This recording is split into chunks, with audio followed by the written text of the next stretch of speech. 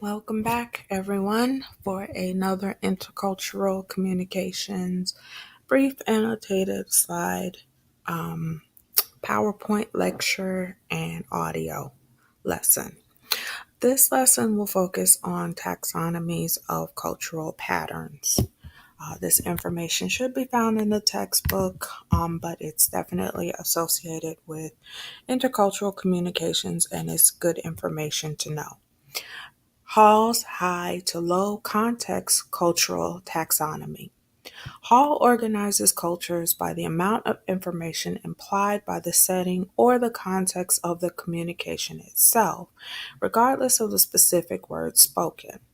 Cultures differ on a continuum that ranges from high to low context. In high context messages, most of the meaning during communication is either implied by the physical setting or presumed to be part of the individual's internalized beliefs, values, norms, and social practices. Examples of high context cultures include Japanese, African American, Mexican, and Latino cultures. In low context messages, the majority of the information is vested in the explicit code. Low context cultures include German, Swedish, European, American, and English cultures. In a high context culture, meanings are internalized and there is a large emphasis on nonverbal codes. Messages in a high context culture as almost pre-programmed, in which very little of the interpretation of the message is left to chance. In low context cultures, people look for the meaning of others' behaviors in the messages that are plainly and explicitly coded. The details of the message are expressed precisely and specifically in the words that people say and use as they try to communicate with others.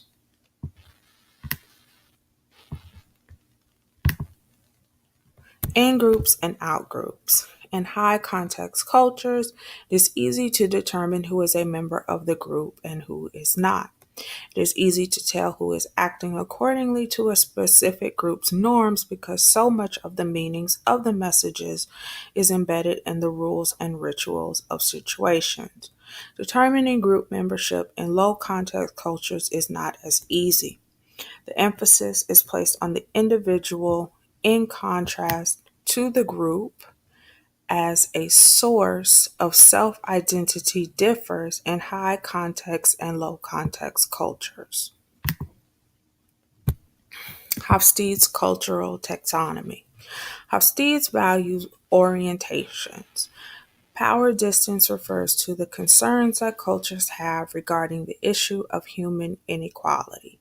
Power distance refers to the degree to which a culture believes that institutional and organizational power should be distributed unequally and the decisions of the power holders should be challenged or accepted. Uncertainty avoidance addresses how members of a culture adapt to changes and cope with uncertainties.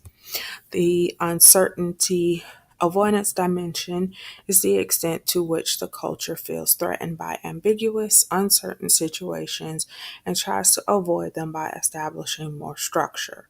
The individual versus collectivism dimension involves people's relationship to the larger social groups of which they are a part.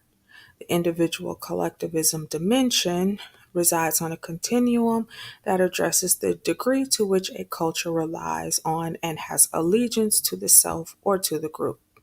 The masculinity femininity dimension pertains to the gender expectations and the extent to which people prefer achievement and assertiveness or nurturance and social support. This concludes the brief mini lesson on taxonomy in intercultural communications. Thank you.